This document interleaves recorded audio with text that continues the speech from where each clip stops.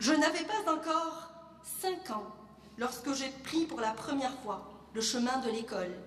C'était à Oran, en Algérie, en 1977. Quelques semaines après la rentrée scolaire, mon père fut convoqué par l'enseignante qui avait flairé en moi une grave atrophie cognitive en raison de mon manque d'enthousiasme à réciter le Coran. Il est vrai qu'à cette époque, je parlais déjà 4 langues. J'avais vécu dans 3 pays différents. J'affichais une grande curiosité et je me demandais ce que pouvait m'apprendre l'école de si excitant. En effet, lorsque mes camarades se mettaient debout pour psalmodier le Coran, demander la mise à mort des mécréants, je restais assise, muette, comme une carpe, la tête écrasée contre mon pupitre.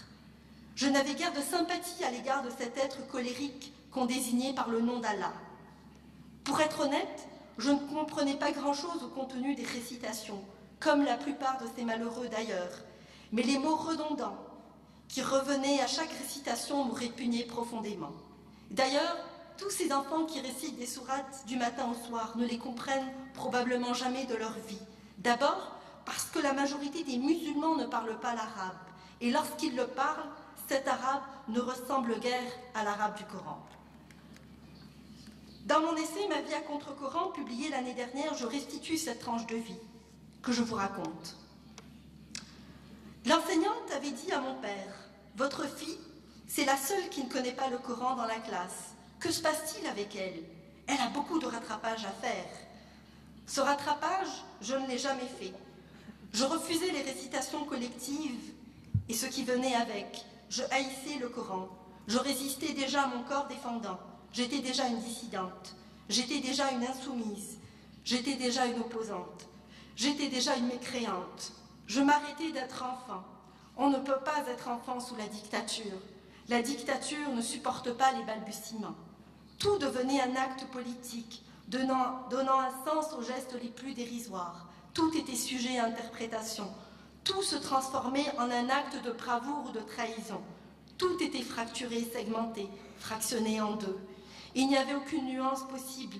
La palette des couleurs se réduisait au blanc et au noir. Tout est souffrance dans une dictature. Je suffoquais sous la dictature islamiste. Le destin est ainsi fait, surprenant à plusieurs égards, puisqu'il prend des tournures inattendues. Qui aurait dit que moi, petite fille d'un imam, bien en vue de la ville de Tlemcen, substituerait volontiers, un jour et pour toujours, Voltaire à Allah. C'est donc à l'école que j'ai pour la première fois entendu parler de cet énergumène surnaturel. Pourtant, bien avant cela, j'avais déjà eu l'occasion de voir mes grands-parents s'agenouiller 5 fois par jour, sans pour autant saisir la portée de leurs gestes. J'avais conclu alors que la prosternation devait faire partie de cette gymnastique quotidienne que seuls les grands-parents pratiquaient, puisque chez mes parents, il n'y avait nulle prosternation. Plus encore, Allah n'était jamais convié à notre table, ni pour garnir les murs de notre maison, et surtout pas pour résoudre des problèmes de mathématiques ou de physique qui occupaient une bonne partie de la vie de mes parents. Au verset du Coran qui habillait les murs de la plupart des demeures, mes parents préféraient afficher leur ouverture au monde en mettant en valeur des souvenirs de voyage, ce qui faisait de notre maison une véritable curiosité aux yeux de beaucoup de mes amis.